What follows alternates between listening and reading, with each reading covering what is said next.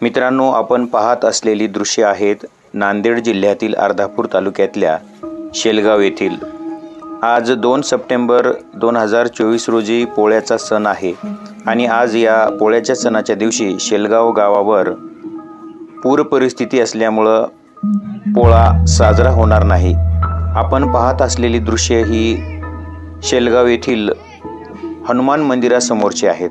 आपण पाहू शकता की हनुमान मंदिरासमोर पूर्ण कमरे इतकं पाणी साचलेलं असून गावातील जिल्हा परिषद शाळेच्या इमारतीमध्ये सुद्धा पाणी शिरलेलं आहे आणि ही जमलेली लोक गावाबाहेर पडू शकत नाहीत, कारण मागील 48 तासापासून सुरू असलेल्या पावसामुळे अतिवृष्टीमुळे शेलगावचा संपर्क तुटलेला आहे।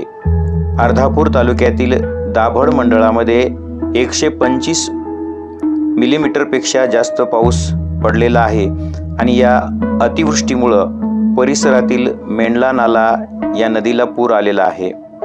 आसना नदीचा उसावा इथपर्यंत येत असल्यामुळं मेंढला नाल्याचा हा जो पूर आहे तर तो शेलगाव परिसरातील सर्व शेतीमध्ये पसरत असतो आणि त्यामुळं परिसरातील सर्व पिकं पाण्याखाली गेलेली आहेत। सोयाबीन, ऊस, हळद, तूर, कापूस यासारखी सर्व पिकं आज जलमय झालेली आहेत। आपण ही दृश्य पाहू शकता। आज पोळ्याच्या दिवशी ही माता भगिनी मंदिरात सुद्धा जाऊ शकत नाही, म्हणून मंदिराच्या जवळच या ठिकाणी पूजा करत आहे। आपण पाहू शकता की शेलगावच्या या नदीवर असलेल्या पुलावर देखील भरपूर पाणी आहे आणि त्यामुळे पलीकडे कोणालाही जाता येत नाही। हा परिसर पूर्ण जलमय झालेला आहे। आपण जेव्हा उंचावरून शेलगावचं चित्र पाहतो तर याप्रमाणे आपल्याला हे चित्र दिसेल आणि हे चित्र दरवर्षीचं आहे।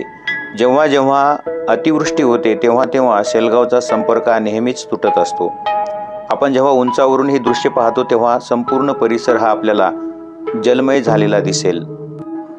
आपण उंचावरून ही जर दृश्य पाहिली तर याप्रमाणे शेलगावचं चित्र आहे। आजूबाजूनं सर्वत्र पुराचं पाणी शिरल्याने परिसर सगळा बंद झालेला आहे। शेलगावला बाहेर पडण्यासाठी एक पर्यायी रस्ता आहे, शेलगाव ते निजामपूरवाडी हा रस्ता, तो देखील जलमय झालेला आहे। त्या रस्त्यावर देखील कमरेपेक्षा जास्त पाणी आलेलं आहे।